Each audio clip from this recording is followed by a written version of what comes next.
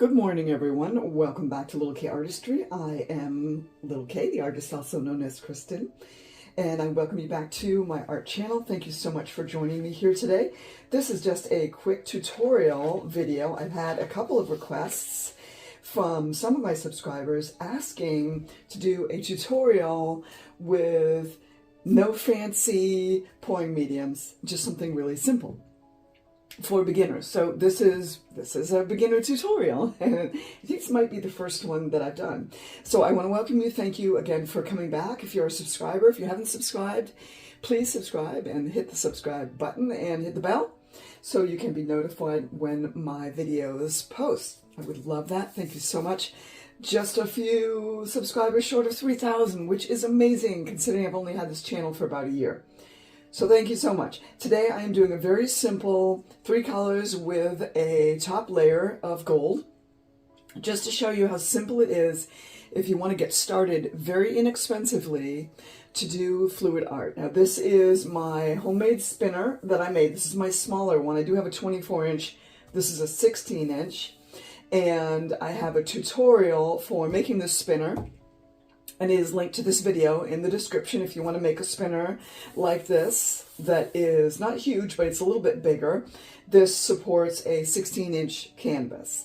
And today I'm just doing this on a silicone mat because this is how I like to do my tutorials and also my color tests when I'm testing color palettes and my pouring medium tests when I'm testing out pouring mediums. So that's what I'm doing today. I want to just show you a quick tutorial, tell you exactly how I did this. It's very simple. There's no Australian Floetrol. The only thing I use in these mixes is US Floetrol and water. That's it. I have a mixture of Amsterdam paints and Liquitex Basics paints. You can use all Liquitex Basics if you want to do it even more inexpensively. But this is one of the best color combinations that I've found so far, and I really love the results. So having said that, I meant to say 4 colors and a top color, because my base coat is white. This is not house paint. This is Amsterdam titanium white, and it is mixed with the US Floetrol. So yes, there is US Floetrol in this mix. Typically, I don't mix my paints with US Floetrol because it's not technically archival. So it won't necessarily last decades upon decades upon decades, but I guess really it all depends on how you seal it. Anyway, for those who are just getting started, this is a beginner tutorial. Wish I'd had one of these or been able to find one of these when I first got started. I would have saved a lot of time and money. So hopefully this will help you save time and money, because that's the goal for this video. So I'm starting with a base layer of, this is titanium white, and it is only mixed with US Floetrol. This is not house paint, but this is the base layer I want to do because I want a light background for the other colors that I'm adding to this. I guess you could call this a bloom. I'm not really sure. It's going to be like a really abstract bloom because when I blow it out, I'm not going to be blowing out in petals. I'm just going to use my hair dryer with no diffuser on it. So it will blow just a tube of air instead of a line, because I'm not really going for an actual bloom this time. I want kind of an abstract design. So that is the white base layer right there. I am going to use my handy dandy torch just to pop the bubbles. I do link this torch that I use in the description if you need a torch. This one is really handy. It has served me well. It used to be totally pink, but you can see this color. It was a real pretty rose pink color. This has served me well. I've not had any problems with it. You can buy the little refills for the butane. There's like a package of 5 of them you can get. I did just mix this base layer. The other colors I mixed last night. The white I mixed this morning, so it does have a few more bubbles in it than I would like, but I really wanted to do this tutorial for you. I didn't want to wait, so that's on me. And I will likely have to torch the base layer after I get the colors on. But let's do one more. Quick torch. You don't want to get too close to the paint because you'll scorch it, and then the top layer will be a little dry, and then the colors will be weird.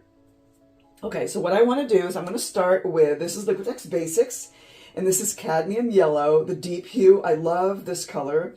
This color is very, very close, in my opinion. It's very close to the TLP, and I believe it's honeycomb. This, when I use TLP honeycomb, I like to put Liquitex Basics cadmium yellow deep behind it because it makes a really beautiful backdrop for the TLP honeycomb.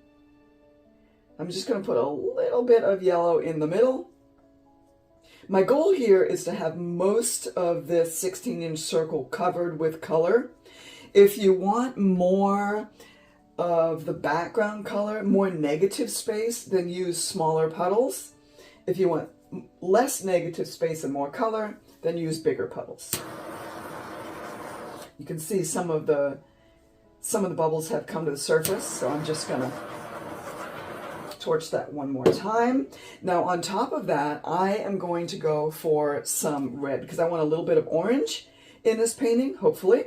This is primary red, and this is also a Liquitex Basics color. Again, these colors are just mixed with US Floetrol. There's not anything else. There's no special pouring medium. I mixed them to about a 3-second trace. And I'm going to cover all of the yellow this time because I only want the yellow to be in the center, trying to cover the whole circle of the yellow so I don't have any sticking out on the edges, because when you blow it out, the edges will expand too. And one of these I did last night, I didn't cover the yellow and there was a lot of yellow around the edges, and I just only wanted the yellow in the center. So there is the primary red. And then on top of that, I'm going to add some Prussian blue. Prussian blue is one of my favorite blues. I really do love it. And this Prussian blue is Amsterdam. And once again, I want to cover most of the red, not all of it, because I don't really mind if some of the red seeps out around the edges of this one. I just didn't want the yellow to be on the edges. Okay, so there is that beautiful Prussian blue. I like primary red and Prussian blue together. I think it looks really nice. Okay, now my top layer, I'm not going to call this a cell activator because that is a term that I do not support because it is ultra confusing. This is a tutorial for beginners, and when you use terminology that is confusing, and for me, when I was starting out, cell activator was very confusing. I choose not to use that term because nothing is being activated. The only difference between the base layer color, which is white, and the color colors, and this one is, first of all, there's no Floetrol in this. This is simply Amsterdam Deep Gold and water. It's just Amsterdam Deep Gold and water. There's no Floetrol in here. Nothing is being activated. The reason this is going to cause cells, because number one, it is gold. It's a shimmery color, so it's a little bit different viscosity, and I mixed it with water so it's thinner, so again has a different viscosity than these colors. That's the only difference, just a different thickness excuse me, a different viscosity, that's all.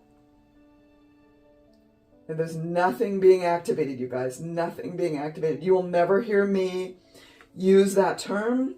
I'll never say it. I will never write it. I never use the CA. I just don't do it. It's too confusing. And I don't like to confuse, especially new artists. I really think that it's unfair. It took me a lot longer to learn this because I was misled by the terminology. So I will never use the term cell activator. It's too confusing. I don't like it. Nothing's being activated. There's no chemical response. It's just the viscosity of the paints. And if you follow along or watch any of Steve Chase's videos at Chase Fluid Art, you'll be able to see what we're doing here is we're utilizing the Rayleigh-Taylor instability theory, which talks about the different weights of pigments and the different viscosities of paint to form cells. That's what we're doing. Now, I'm going to apply some pressure in the form of my hairdryer. The link to this hairdryer is also in the description. I'm going to blow this out. I might tweak it a little bit with my dotting tool. I do have my favorite dotting tool right here. Sometimes I tweak it with this. Sometimes I leave it alone. I don't know what's going to happen yet. I won't know till I blow it out. So this is a little loud. I apologize, but I'm going to go ahead and blow this out and see what we've got. Oh, I'm putting it on high and I'm hitting the cool button.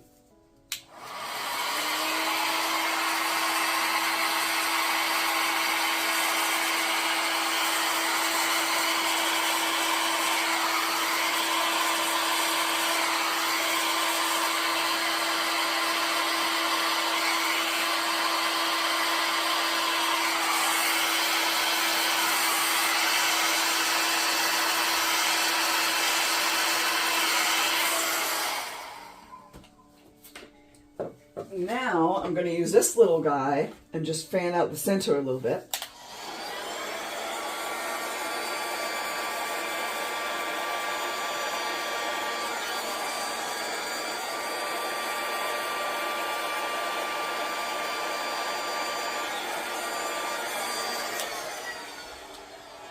There.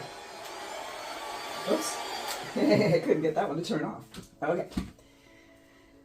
Now you'll see there's still a lot of that top layer in the center. I could go through here and just kind of push it down like that. And then you'll see more cells will form. A lot of times people will come through with their torch. Come through like that, and more cells will form that way. The other thing you can do is come through with a skewer or a dotting tool and just dot like that, and that will also cause cells to form, however you want to do it. So what I think I'm going to do, I want to blow out a little bit more of this here, just to get a little more interesting. There we go. Stretch some of the cells a little bit.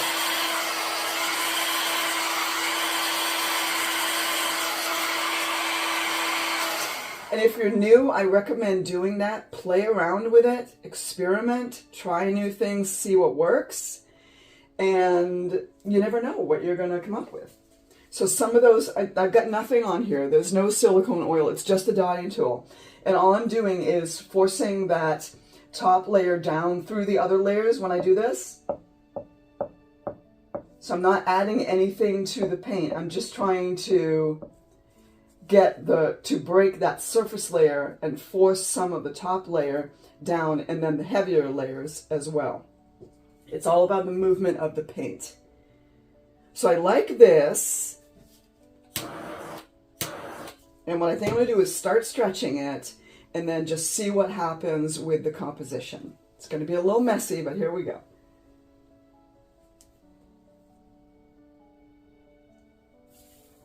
Okay, wow, very pretty. Now you can see where I touched the dotting tool in the center, the cells are starting to form a little bit more, and they're getting larger. Now again, remember, there is no silicone, there is nothing in this pouring medium except the US Floetrol, the paint, and water. So you don't need anything fancy, especially when you're starting out. If you just want to use Floetrol as your pouring medium, you absolutely can.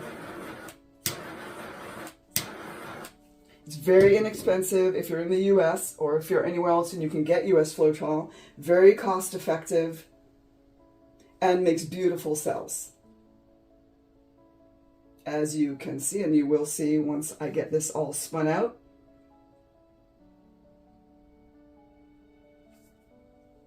So we'll see what we've got now. Very, very nice. And you can see some of those colors have mixed like I wanted it to. Yay. And you'll also notice, remember in the beginning, I said I just wanted yellow in the center. I didn't want it around the edges. I didn't mind if it was the blue and the red. You can see there's just blue and the red around the edges and the yellow is in the center. And the reason that happened is because I put a smaller dab of the yellow and then I covered it over completely with the red and the blue. Had I left a little ring around, you would have seen yellow around the outside edges, but I wanted the outside edges to be a little bit darker. And the only reason that I'm getting more of the white spots, those are just bubbles that were in my base layer. And that's, like I said, only because I mixed that this morning and I was too eager to do this video. So I did not let it fully settle so that all the bubbles would come to the surface and pop. And that's the only reason why there's those tiny little white spots. If you let your base layer, your white layer, set overnight, you won't have any bubbles, you won't have a problem with them coming up through your composition. I highly recommend that, so don't do what I did. But I was eager. I wanted to show you all that you do not need an activator, because again, nothing's being activated. You do not need a special recipe. You don't need Australian Floetrol. That is very expensive. I don't use it. Plus it has to be shipped from Australia. I mean, you know. So this is what you get with US Floetrol, which is much less expensive. It's just a paint additive. So you get these big, beautiful, solid lines. You can see these, and I'll bring you in for a close-up. You can see these big, beautiful, solid cells here.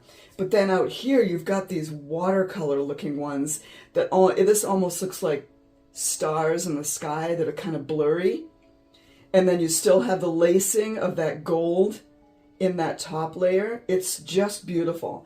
I mean, for someone new starting out and you wanted to get this effect, I didn't see any videos on this when I was first starting out. I wish I had. I love the fact that I learned from Rinske Downer and Steve Chase in the beginning. However, they are very, I won't say successful. They are very successful, but they've also been doing this a while and perhaps have built up more money in their bank account than I did when I first started. So I did spend a little bit more money in the beginning on pouring mediums. If I had known about water and US Floetrol, this is a great way. If you do want to just make art for your home, this will dry beautifully.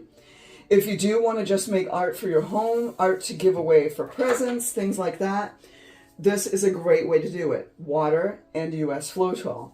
If you're looking for something to sell, something that's going to be a little more high-end, something to put in a gallery, anything like that, if you want it to be archival, you definitely don't want to be using water and Floetrol. Find a good pouring medium. I have a number of them here on my channel. You can go to Chase Fluid Art. You can go to Olga Sobi, Rinske Downer. You can go to Molly from Molly's Artistry. There's a ton of them. Shelley Carruthers from the Shelley Bloom. They all have wonderful G pours. You can, they all share with their, I think a lot of them have paid courses that you can take that are very inexpensive. You can take those and learn other pouring mediums that are archival.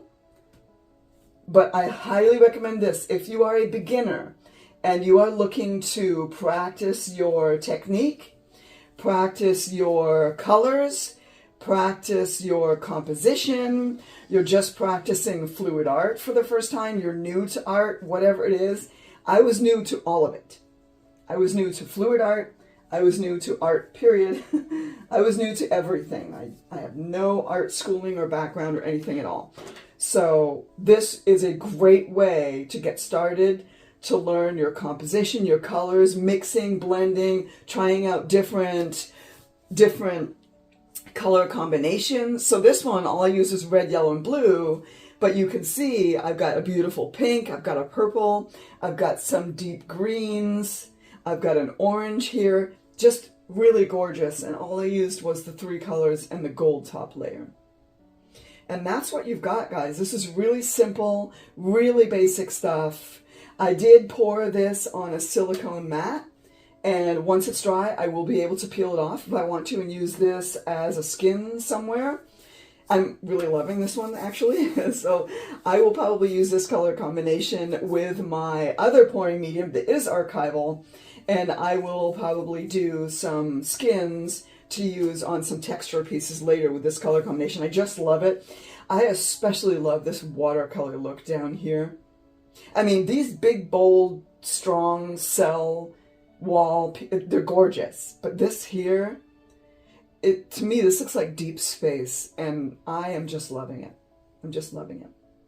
Really. I'm going to take my gloves off, and I'm going to bring you guys in for a close-up so that you can see all the different styles of cells on here and see what the final product is, and to see if this is something that you would like to create as well. Here we are with a close-up. I'm going to start in the center. You can see that's right where the yellow is. The yellow is confined right to the center, which is exactly how I wanted it. The other thing, you guys, the way I blew it out without using a diffuser, I was pushing the top, this gold top layer, I was pushing that across the colors more instead of down in. So if I had used a hairdryer with a diffuser, it would have been deeper in the middle, so there would be more white and less gold in the center. But I really love the gold in the center, so I wanted to blow it out that way.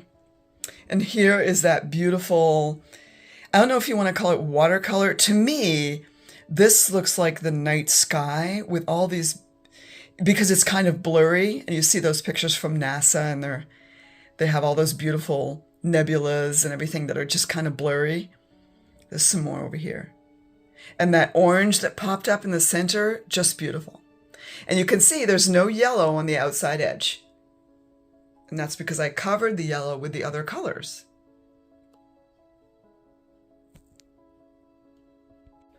Well, there you go. I am totally happy with this piece. I'm really excited about this color combination. I love the watercolor effect.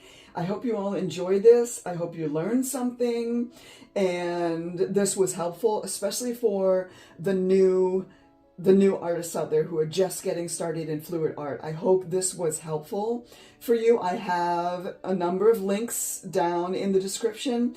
I also share the ratio of water and US Floetrol that I used for these paints, and also the gold for the top layer. I'll share that down in the description, as well as the colors that I used for this.